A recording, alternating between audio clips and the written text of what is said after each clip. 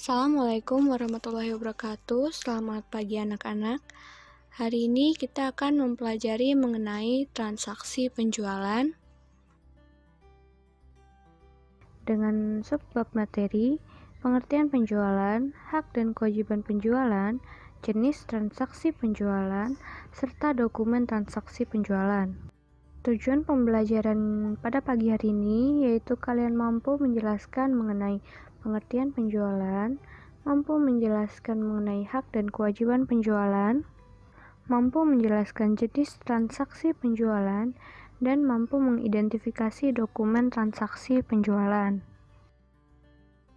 Materi yang pertama yaitu mengenai pengertian penjualan. Transaksi penjualan merupakan pencatatan transaksi yang terjadi di perusahaan dalam hal penjualan atau barang yang keluar dari perusahaan. Sehingga dari penjualan ini, maka perusahaan akan mendapatkan pemasukan berupa kas sebagai akibat dari aktivitas transaksi penjualan. Fungsi dari penjualan di sini sangatlah penting sekali untuk mencapai tujuan yang diharapkan oleh perusahaan. Potensi penjualan akan menimbulkan potensi pembelian. Fungsi penjualan merupakan kegiatan pelengkap dari pembelian untuk terjadinya transaksi jual beli barang dan jasa. Fungsi penjualan ini terdiri dari serangkaian kegiatan yang mengarah kepada menciptakan permintaan, menemukan pembeli, negosiasi harga, dan syarat-syarat pembayaran. Di sini, seorang penjual harus dapat menentukan kebijaksanaan dan menentukan prosedur dalam rencana penjualan yang telah ditetapkan perusahaan. Keuntungan yang dicapai dari fungsi penjualan yaitu 1. Menciptakan penjualan barang dan jasa. 2. Mencari atau menemukan pembeli. 3. Memberi nasihat-nasihat kepada para pembeli. 4. Mempertimbangkan transaksi jual beli. 5. Pemindahan hak milik. Materi selanjutnya yaitu hak dan kewajiban penjual. Hak penjual terdiri dari menerima pembayaran atas barang yang telah dijual, kemudian menerima pembayaran tersebut tepat waktu, sesuai dengan syarat pembayaran yang telah ditentukan. Kemudian kewajiban penjual ialah menyerahkan barang yang terjual sesuai dengan jumlah dan waktu penyerahan yang telah ditentukan, menjamin keadaan atau kualitas barang, menjamin pemilikan barang itu oleh pembeli dengan aman. Kemudian, apabila penjual melakukan suatu kelalaian sehingga pembeli tidak mendapatkan hak atas barang yang dibelinya, maka pembeli dapat menuntut hak melalui hukum untuk menyerahkan barang yang dibelinya. Dalam hal ini, pembeli berhak menuntut kembali dari penjual, di antaranya 1. Pengembalian uang harga pembelian. 2. Dalam pengembalian hasil dilakukan jika ia wajib menyerahkan hasil tersebut kepada pihak pemilik yang melakukan tuntutan. 3. Biaya yang telah dikeluarkan sesuai dengan isi gugatan dari pihak pembeli untuk ditanggung, begitupun biaya yang telah dikeluarkan oleh penggugat awal. 4. Penggantian biaya yang dikeluarkan untuk biaya kerugian dan bunga serta biaya perkara mengenai pembelian dan penyerahan barang. Materi selanjutnya yaitu jenis transaksi penjualan.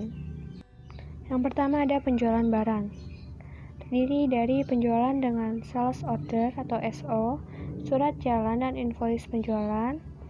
Dan yang kedua, penjualan langsung, satu bukti dengan nota kontan atau kwitansi, penjualan dengan invoice dan surat jalan, tagih dahulu lalu barang dikirim, atau penjualan dengan invoice penjualan lain-lain, dan retur. Yang kedua ada penjualan jasa, dan yang ketiga ada penjualan tunai. Pada perusahaan-perusahaan yang tidak melakukan penjualan secara eceran, penjualan barang dapat dilakukan baik dengan pembayaran tunai maupun secara kredit. Materi selanjutnya yaitu dokumen transaksi penjualan.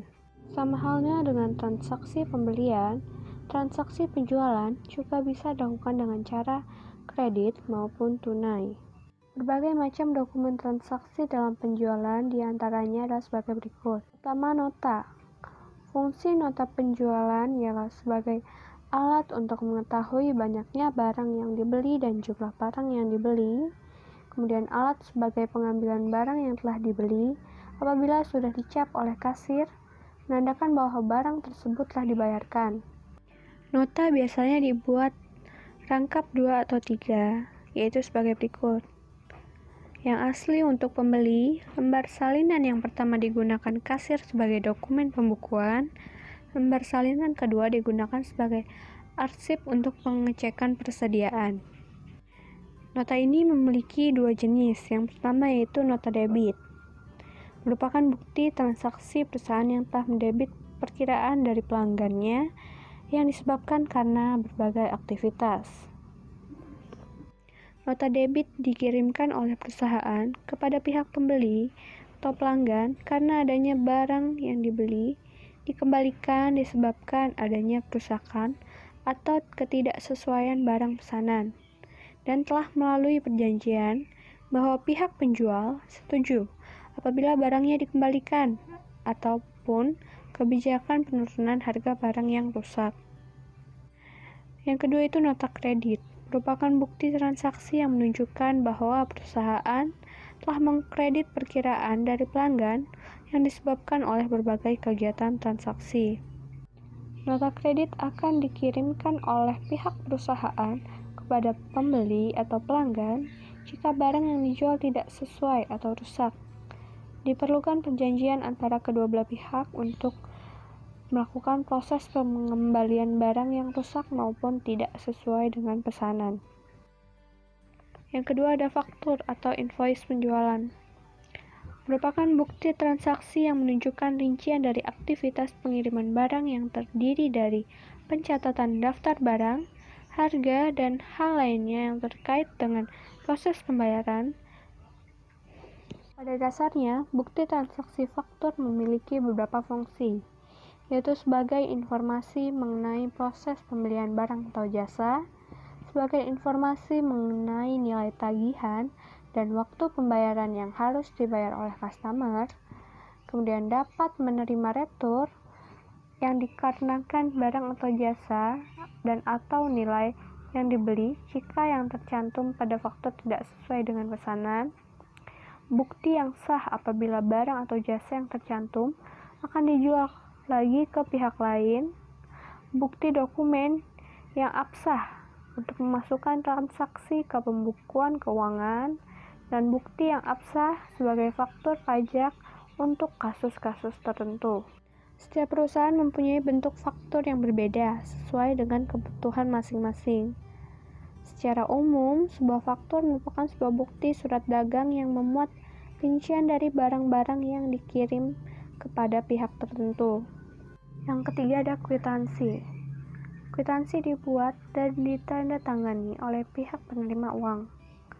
Kwitansi ini merupakan bukti untuk menunjukkan penerimaan jumlah uang yang dibumbuhi tanda tangan oleh pihak penerima uang dan diserahkan kepada yang membayar jumlah uang tersebut.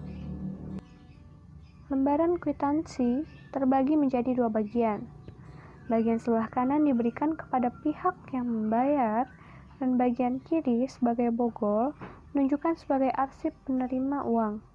Pada saat menerima pembayaran atau uang, penerima uang membuat dan menandatangani kwitansi yang dibumbuhi materai sesuai dengan peraturan bea materai, di mana lembar utama diserahkan kepada pihak pembayar.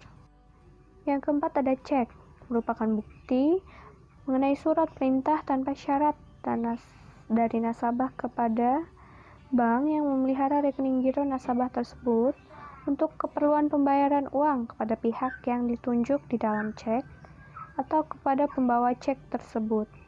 Cek dapat diklasifikasikan menjadi beberapa jenis. Yang pertama, cek atas unjuk atau pembawa. Cek atas unjuk dapat diartikan sebagai cek yang berasal dari sumber yang akan mengeluarkan dana dengan membayarkan kepada pihak siapa saja yang tidak tertera sesuai nama seseorang maupun badan hukum tertentu, sehingga yang datang untuk menguangkannya hanyalah pihak pembawanya. Yang kedua, cek atas nama, merupakan cek yang menunjukkan pembayaran kepada orang yang namanya tertera pada cek yang dikeluarkan oleh pihak bank yang bersangkutan. Yang ketiga, cek atas pembawa. Cek atas pembawa ini merupakan cek yang diperuntukkan dengan atas pembawa yang hampir sama dengan cek atas pembawa atau atas unjuk yang sudah dibahas di atas.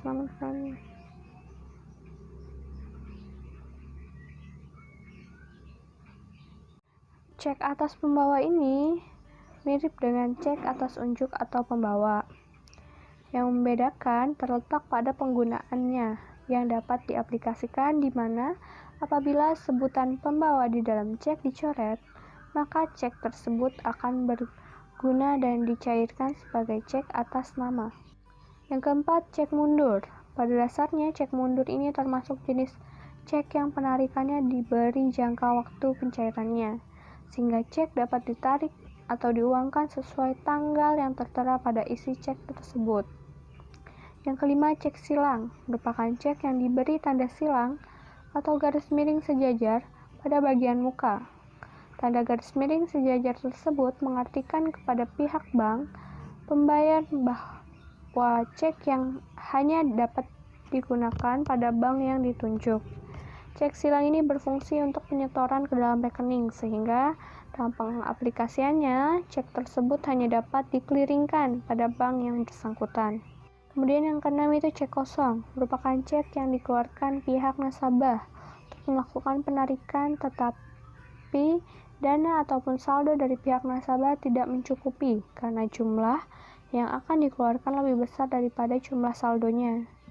Penggunaan cek kosong yang dilakukan sampai 3 kali secara berturut-turut, maka dalam waktu 6 bulan rekening nasabah ini ditutup dan dilaporkan kepada Bank Indonesia.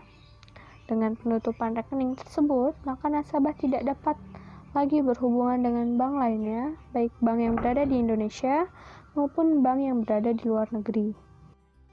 Sekian untuk materi pada pagi hari ini. Wassalamualaikum warahmatullahi wabarakatuh.